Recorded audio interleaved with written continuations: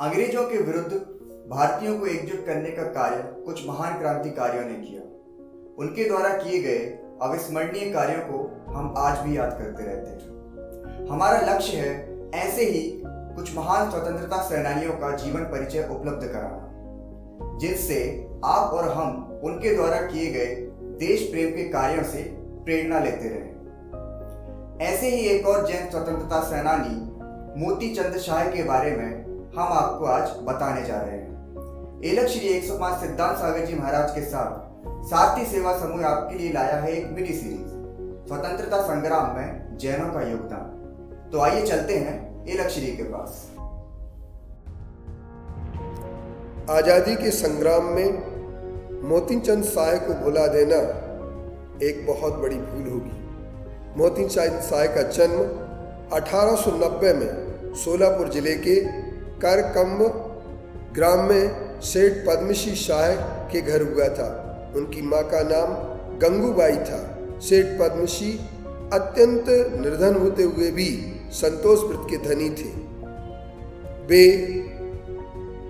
अपने संपूर्ण समाज के लिए, अपनी समाज के लिए बहुत कुछ कार्य करते थे।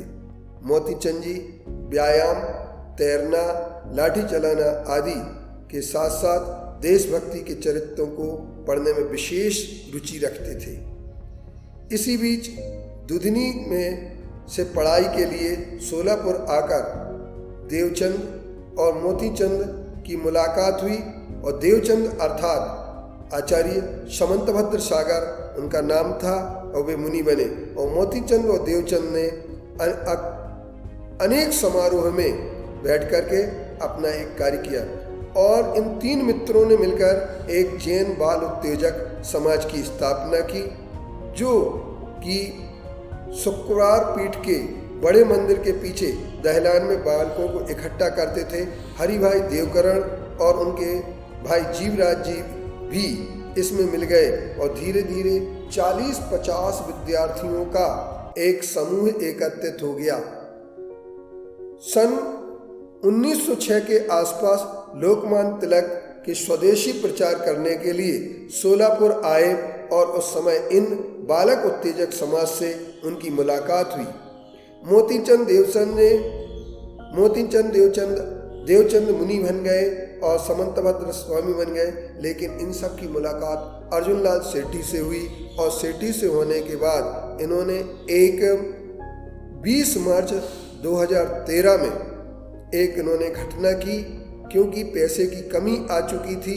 विष्णु दत्त शर्मा मिलकर के बिहार के एक नीमच गांव के महंत से वह तिजोरी के पैसे निकालना चाहते थे और लेकिन उसके मुंह में कपड़ा ठूस करके चाबी प्राप्त करना चाहते थे, परंतु अचानक घटना से वहाँ के महंत की मृत्यु हो गई और इसमें के कारण से ये लोग धीरे से जयपुर चले गए और जयपुर के बाद इंदौर में पढ़ाई करने लगे। इंदौर के कॉलेज में जब पढ़ रहे थे उसी समय एक इनके मित्र को पुलिस ने पकड़ लिया और महंत के मारने के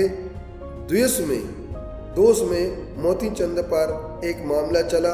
अर्जुनलाल सेठी और मोतीचंद जब जयपुर में घूम रहे थे उसी समय मोतीचंद शाह ने पूछा अर्जुनलाल सेठी से कि यदि कोई अपराध में फांसी हो तो हमें कैसे मुकाबला करना चाहिए। इसी समय अंग्रेजों ने आकर के उन्हें घेर लिया और उनको गिरफ्तार कर लिया, लेकिन मोतीचंद जी ने पर्युषण में 10 उपवास किए और मोतीचंद को अंत में फांसी की सजा मिली। जिस समय फांसी की सजा मिली तो उस समय उनसे पूछा गया कि अंतिम इच्छा क्या है, तो उन्होंने कहा जिन मूर्ति के दर्शन हो और मुझे नग्न रूप में मेरी फांसी दी जाए। जेल के नियमों के कारण से नग्न रूप में तो फांसी नहीं दी गई, लेकिन अंतिम समय में उनके लिए जिन में दर्शन कराया गया। समाधि मरण उन्होंने सुना, सामयिक पाठ किया और तत्वासूत्र का पाठ करके उनके लिए फांसी देने के समय एक वर्मा जो थे, उन वर्मा जी ने उनसे पूछा कि आप क्या चाहते हैं, तो उन्होंने कहा मेरी फांसी पर लटकाना ही मेरा संदेश होगा। मुझे फांसी क्यों दी गई, इसका कारण देशभक्त लोग कहेंगे एक देश निर्दोष मारा गया अंग्रेज के गुलाम कहेंगे कि जैसा किया वैसा पाया, और कुछ जैन लोग कहेंगे कि जैन धर्म की नाक कटा, जैनियों की नाक कटवा दी। पर जो लोग अपने संकल्प लेकर के जो मातृभूमि के लिए त्याग करना चाहते हैं, वे कुछ नहीं बोलेंगे, मन में संकल्प करेंगे कि जब तक अंग्रेजों को हम भारत देश से बाहर नहीं निकाल देंगे तब तक चैन से नहीं बैठेंगे। यही मुझे प्रतिज्ञा स्वर्ग में सुख देगी।